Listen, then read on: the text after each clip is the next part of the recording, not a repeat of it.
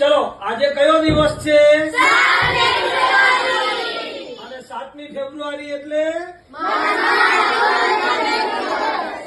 Very good.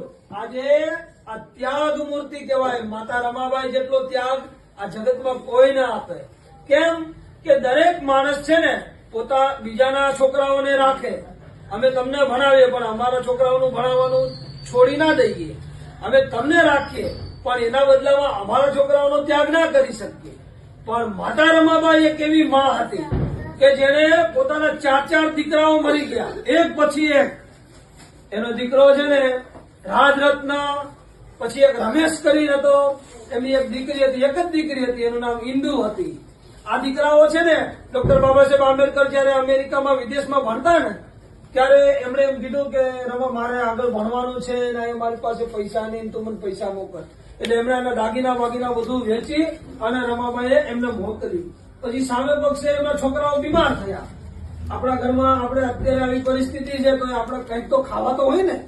એક રોટલી તો આપણે ઘરે આપણા મા બાપ ખવડાવે કે નહીં? કમસે કમ આપણે અડધી રોટલી છે, ડુંગળી છે, છાશ છે, એવું તો ખાઈ છે ને.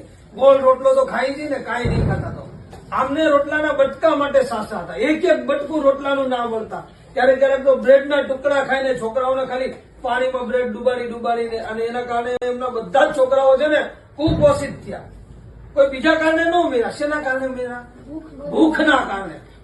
ખાવાનું જ ના મળ્યું. કેમ કે આંબેડકર ભણતા હતા, બીજી કોઈ આવક જ નહોતી અને કોઈ એક પૈસાનો કામ ધંધો આપતા જ નહોતા. એટલે એના કારણે શું થયું, એક પછી એક દીકરાઓ એમના મરી ગયા. અને ત્યારે એમણે કીધું એક રોટલાનું બટકું ખાવા નહીં. અને આ માતાએ શું કર્યું, તમે ભણો. કેમ કે ડોક્ટર બાબા સાહેબ કોના માટે ભણતા હતા? આપણા માટે ભણતા હતા, એના માટે નહીં. સયાજી રાવે પૂછ્યું ને કે તમે મોટા થઈને તમે ભણીને શું કરશો સ્કોલરશીપ લઈને? તો કે હું વધારે ભણીશ. તો કે વધારે ભણવા માટે શું કરશો, કયો અભ્યાસ કરશો? આ બાબા સાહેબે સાયન્સ ડોક્ટર ને એવું ના કીધું. એટલે કીધું હું ઇતિહાસ ભણીશ, શાસ્ત્ર ભણીશ, હે ને, હું અર્થશાસ્ત્ર ભણીશ. અને એ તો કે આવા વિષયો કેમ ભણીશ તું?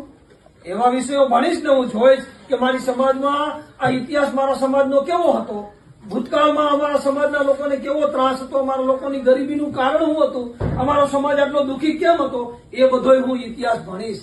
અને આ ઇતિહાસ ભણી અને પછી મારી સમાજને જે દુઃખ થયું છે ને એના કારણો જાણીશ. કેમ કે હું એટલું ભણીશ ને, એટલું વાંચીશ અને એટલા શાસ્ત્રો વાંચીશ ને તો મને એના કારણની ખબર પડશે. પછી આખી જિંદગી હું મારી સમાજને એમાંથી દૂર કરીશ. આ દુઃખમાંથી, આ ગરીબીમાંથી, આ હજારો વર્ષોની ગુલામીમાંથી હું મારી સમાજને દૂર કરું છું ને એટલા માટે મારે ભણવું છે. એક વખત તો એમણે કીધું તળાવનો સત્યાગ્રહ કર્યો. કાગડા કૂતરાને પાણી પીવા મળે અને અમારા માણસોને પીવાનું પાણી ના મળે. એટલે એને કીધું કે આમાંથી બધાય પીશે. આમાં ગાયો ને ઢોર ને પશુ ને પક્ષી ને બધાય તળાવમાં પાણી પી અને આપણને પાણી પીવાનો હક નહોતો. એટલે બાબા સાહેબે 14 તળાવનો સત્યાગ્રહ કર્યો. એ જ સમયે એમનો દીકરો રાજરત્ન છે ને ખૂબ જ ગંભીર રીતે બીમાર હતો. અમને તાર આવે રમામાં.